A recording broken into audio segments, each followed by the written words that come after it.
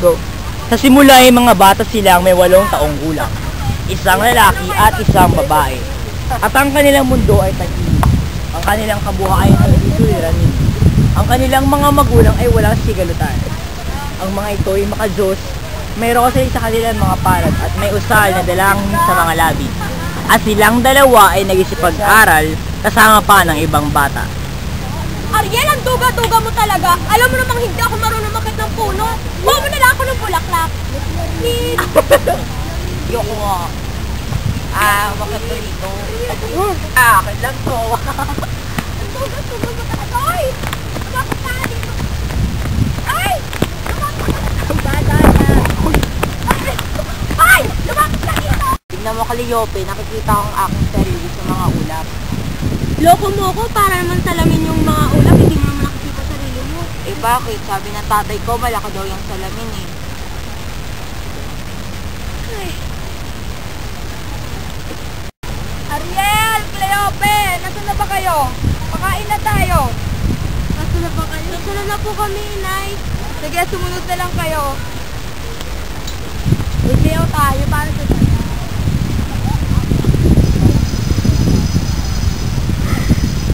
Hala, Ariel! Bahala kami sa lagubang! Ha?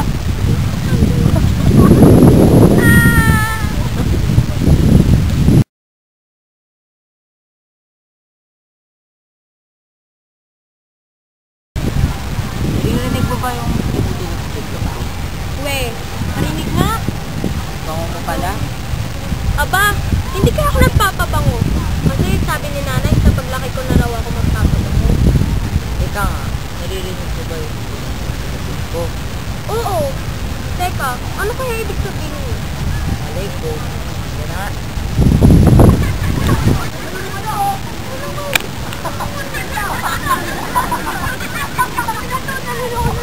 Dano, parang ulit lang din pala. Oo nga.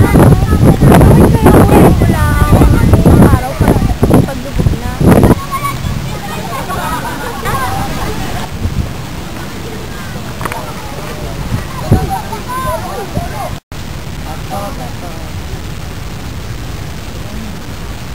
Bato, pik.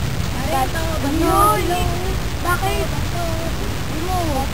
Pero ang fairness na, pag yung mga ito mo hindi, sila yung magkakatuluyan. Siguro nga, tara na ka mag-aray. Akala mo, hindi ako madaya.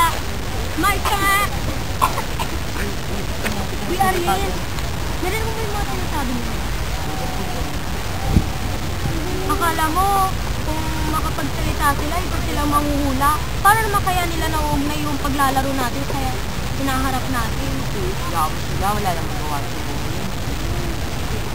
Tara, punta tayo doon.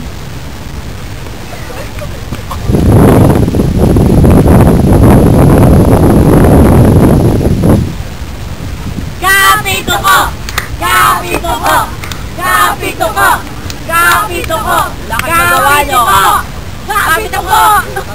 Mga epal kayo, wala kayo magawa sa buhay. Asar talo! Asar talo! Asar talo! Asar talo! Sigan!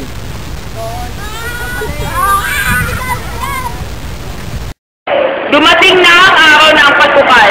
Muling nagkita si Ariel at Cleope, ngunit hindi sila nagpapansinan. Nagbago na ang mundo para sa kanilang dalawa.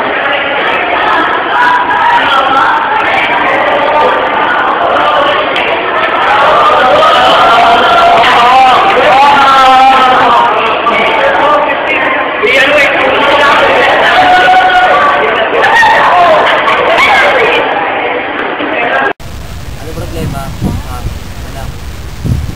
Kaya eh. Kailangan ganun. Kailangan mo na ng araw sama kita albaryo. Maging matapang ka lang sana. Kinabukasan ay dinala si Ariel sa bahay ni Baario. At doon tuloy na naganap ang kanyang pagbibinata. Sa kanilang pag-uwi ay ganap na nga na isang bagong Ariel na ang isang. Ay, hindi ko kaya touch yun. Doon. Nahihiya ako sabihin sa kanya. Sunod ng mga pangyayaring iyon, iba't ibang mga damdamin na ang nararamdaman ni Ariel.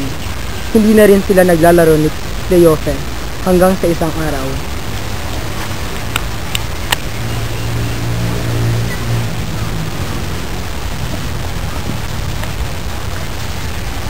Oh, narito ka pala.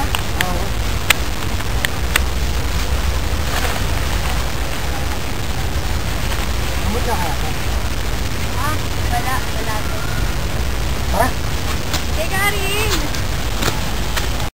Minsan, dinalaw siya ni Ariel sa kanyang dormitoryo.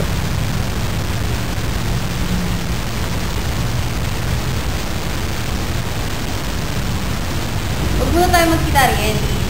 Bakit? Dati naman tayong...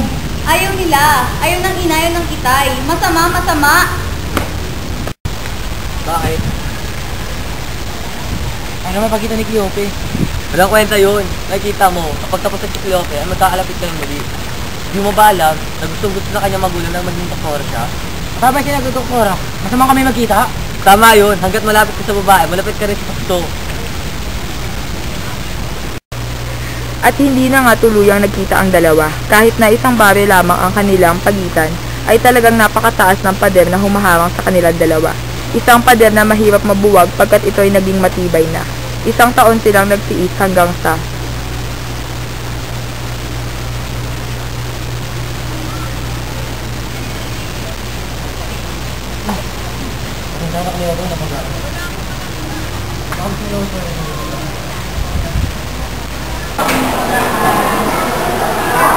Hindi ko makita na yun.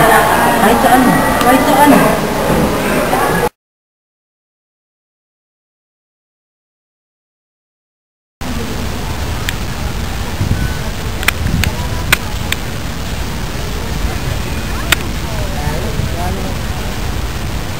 Ano, Mari? Akala ko mo rin sa luneta. Nakasama nila asa at marami tao. Ha? Ano?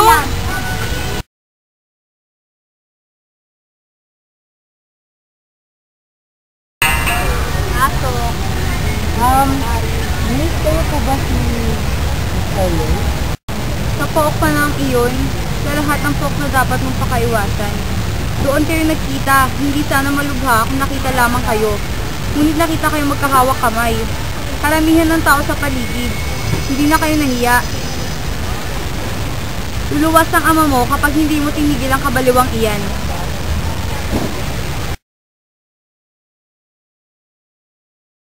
Bakali. Ba yan? Ipinaabot dito ng magulang ni Cleofe ang ginawa nyo. Hiyang-hiya ako. Ibig kong makatapos ka at ibig kong ipaalam ang babae at tukso.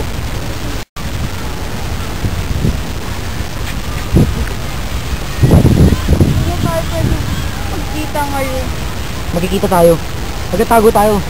Ilingan sa kanila ang lahat. At sila ay nagkita sa mga pook na hindi sana nila dapat pagkitaan, ngunit doon sila ay tinataboy ng kanilang paghihimagsik, ng takot na matutop at ng pangangailangan. At ngayon ang kanilang paraiso ay hindi na ang malawak na looban o kaya ang dalampasigang malamig kung dapit hapong ang silahis ng araw ay mapulang parang dugo. Ang daigdig nila ngayon ay makitid, sulok-sulok, malamig din. Ngunit laging hinahamig ng init ng kanilang lumalayang katawan. Hanggang sa isang araw. Bilibin. May baka? At sure Shio 1, outside floor. Can I have the key? Thank you. Good night, sir, ma'am. O bakit? Nagtanggol ako. Kumata ako. Kaya naman din.